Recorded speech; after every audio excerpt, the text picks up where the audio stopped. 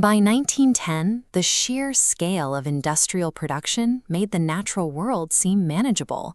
For a generation witnessing the rapid expansion of steel and steam, the limits of engineering appeared to have vanished. Across the Atlantic, two shipping giants were fighting for dominance. Cunard Line focused on building the fastest ships on the water. In response, White Star Line decided to pivot. They wouldn't compete on speed. They would build the largest and most luxurious vessels in history. The result of that ambition was the Titanic. It measured 882 feet in length and weighed over 46,000 tons, physical dimensions that had never been seen in a passenger vessel. Inside, the ship was designed to function like a floating palace. First-class passengers were provided with amenities that rivaled five-star hotels on land, including a gymnasium, a swimming pool, and ornate hand-carved staircases. Slowing down, introducing the conflict. But this focus on aesthetics and luxury created a dangerous blind spot for the basic requirements of passenger safety. Looking at this cross-section, you see its primary defense. The hull was divided into 16 distinct watertight compartments. The engineering was precise. The ship was designed to stay completely afloat, even if the front 4 compartments filled entirely with ocean water. Because of that assumed safety net, the designers made a choice that prioritized style over survival. To keep the passenger decks looking clean and open, the ship carried only 20 lifeboats, enough for barely half the people on board. The public and the media looked at the engineering and reached a dangerous conclusion.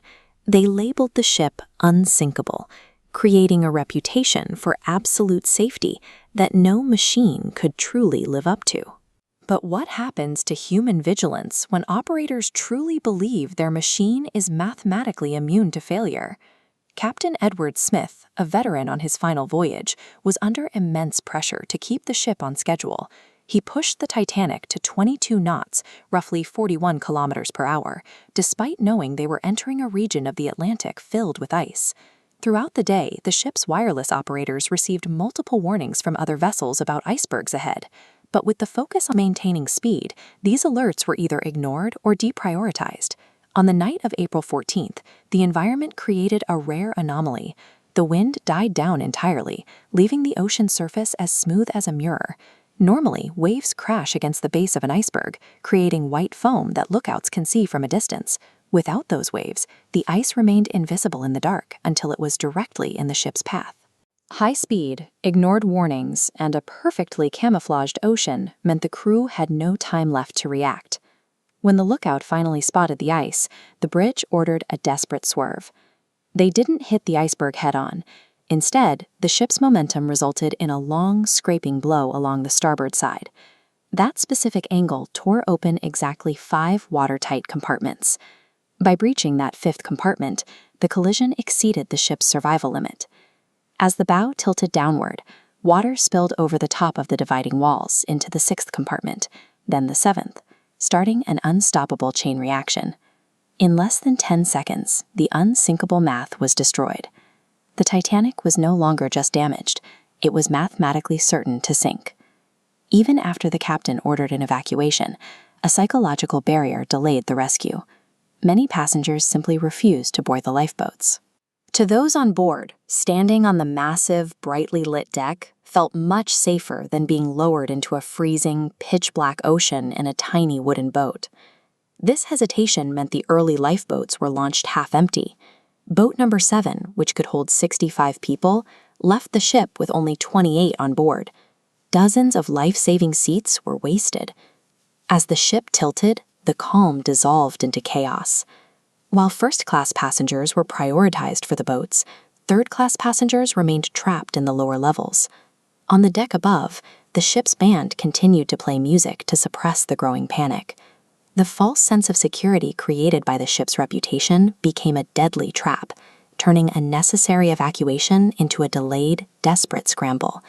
At 2:20 a.m., the ship broke apart and disappeared, leaving over 1,500 people in water that was -2 degrees Celsius. Hours later, the RMS Carpathia arrived to pull the survivors from the lifeboats. bringing a final count to the disaster. When the rescue ship finally reached New York, the news shattered the idea that technology alone could eliminate the risks of the sea. The disaster proved that even the most advanced technical specifications were useless if the crew ignored the risks of their environment. The immediate international outcry forced governments to convene and rewrite the rules of maritime travel from scratch. They established the Safety of Life at Sea Agreement, or SOLAS. For the first time, every ship was legally required to carry enough lifeboats for every soul on board and maintain 24-hour radio monitoring. In 1985, explorer Robert Ballard finally located the wreck on the ocean floor, turning the ship into a permanent time capsule and a site of ongoing research. The wreck remains a reminder that technical sophistication is not a substitute for caution. The moment we assume a machine is immune to failure is exactly when it becomes most dangerous.